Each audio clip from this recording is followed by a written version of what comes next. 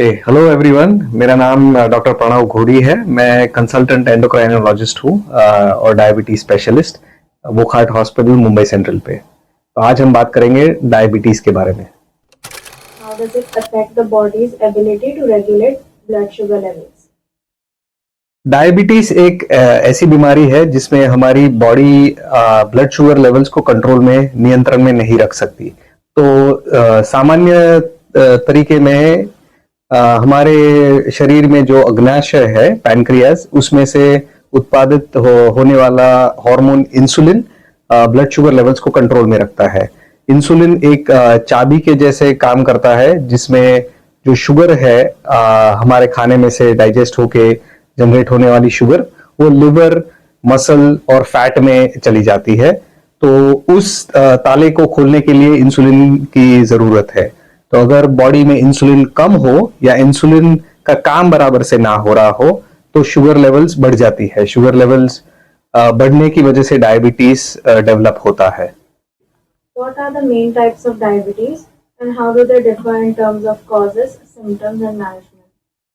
तो डायबिटीज के तीन मेन प्रकार होते हैं: टाइप 1 डायबिटीज, टाइप 2 डायबिटीज और जेस्टेशनल डायबिटीज। दूसरे रेयर प्रकार भी होते हैं डायबिटीज के, पर हम बात करेंगे ये तीन मेन टाइप्स ऑफ डायबिटीज के बारे में। तो टाइप 1 डायबिटीज ज्यादातर देखा जाता है बच्चों में और युवकों में। टाइप 2 डायबिटीज पूरे पॉपुलेशन में होता है, कोई भी एज में हो सकता है। और जेस्टेशनल डायबिटीज जो होता है वो महिलाओं में होता है जब वो प्रेग्नेंट होती है।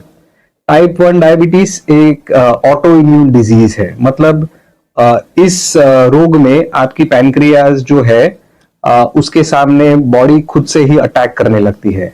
हमारी बॉडी समझने लगती है कि ये पैनक्रियाज जो है वो कोई बाहर का फॉरेन ऑब्जेक्ट है या कोई कीटाणु है, उसके सामने वो एंटीबॉडीज बनाती है और वो एंटीबॉडीज जाके पैनक्रियाज का काम कम करने लगती है। तो उसकी वजह से जो पैनक्रियाज में से आने वाला हार्मोन होता है इंसुलिन, उसकी मात्राएं बहुत कम हो जाती है, कई बार जीरो के करीबन, और उसकी वजह से ब्लड शुगर लेवल्स नियंत्रण में नहीं रहते।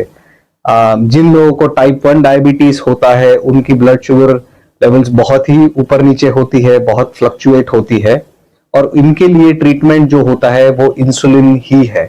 इंसुलिन इंजेक्शंस दिन में 2 बार से लेकर 4 बार लेने पड़ते हैं, और इंसुलिन इनके लिए एक लाइफ सेविंग ड्रग है।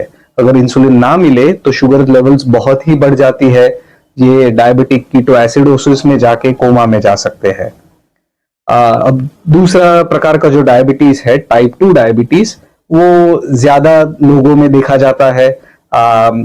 इसका कोई एक कारण नहीं है, कई अलग अलग कारण है इसके लिए। ये लोगों में देखा जाता है जब इंसुलिन रेजिस्टेंस हो, यानी इन लोगों में इंसुलिन की मात्रा इनिशियली नॉर्मल या ज्यादा होती है, बट इंसुलिन काम नहीं करता। जैसे जैसे समय बीतता है वैसे कई लोगों में इंसुलिन की मात्रा कम हो जाती है और उन्हें आगे जाके इंजेक्शंस की जरूरत पड़ सकती है। पर कुछ सालों में गोलियों से काम चल सकता है, शुगर लेवल्स कंट्रोल में रह सकती है। पर जैसे ही समय जाता है वैसे इंजेक्शंस जरूरी हो जाते हैं। तीसरा प्रकार जो है वो है जेस्टेशनल डायबिटीज। ये होता है महिलाओं में जब वो प्रेग्नेंट होती है। ये सिर्फ प्रेगनेंसी के टाइम पे होता है, और जैसे डिलीवरी हो जाती है वैसे ब्लड शुगर लेवल्स नॉर्मल हो जाते हैं। लेकिन जेस्टेशनल डायबिटीज में अगर शुगर लेवल्स को नियंत्रण में ना रखा जाए तो बच्चे पे और माँ पे दोनों में कई सारे कॉम्प्लिकेशंस हो सकते हैं। इसे tight blood sugar levels control करना बहुत जरूरी हो जाता है जेस्टेशनल डायबिटीज में। और एक बात है कि जेस्टेशनल डायबिटीज जिनको हो चुका है उनको करीबन 30 से 40% रिस्क होता है आगे जाके टाइप 2 डायबिटीज होने के लिए। इसलिए डिलीवरी के कुछ महीने बाद वापस चेक करना जरूरी हो जाता है।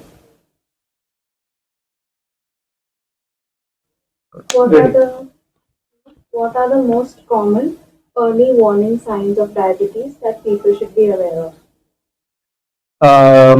सिम्टम्स जो डायबिटीज के होते हैं वो टाइप 1 या टाइप 2 दोनों में देखे जा सकते हैं, और ये शुगर लेवल्स बढ़ने की वजह से पेशाब ज्यादा जाना पड़ता है, भूख ज्यादा लगती है, प्यास ज्यादा लगती है, अगर कोई जख्म हो गया हो तो उसे ठीक होने में ज्यादा समय लग जाता है, आंखों में धुंधलापन दिखाई